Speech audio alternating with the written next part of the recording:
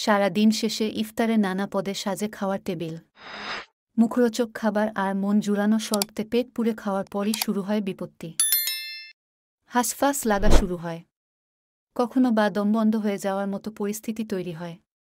যদি এমন পরিস্থিতি তৈরি হয় তাহলে ঝটপট যে কাজগুলো করবেন জেনে নিন। আদা লেবু জল পান।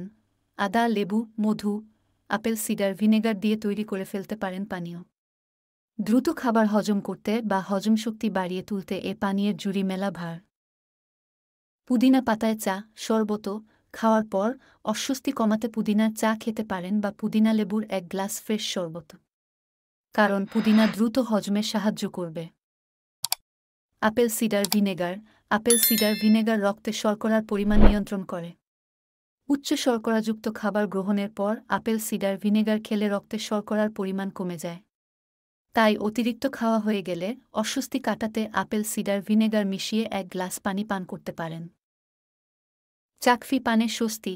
খাওয়ার পর অস্বস্তি কাটাতে বেশ ভালো কাজে দেয় চা বা কফি। তবে বেশি চা, কফি না খাওয়াই ভালো, কারণ এগুলো ডাইইউরেটিক হিসেবে কাজ করে। শরীর থেকে পানি বের করে শরীরে দ্রুত পানি স্বল্পতা তৈরি করে।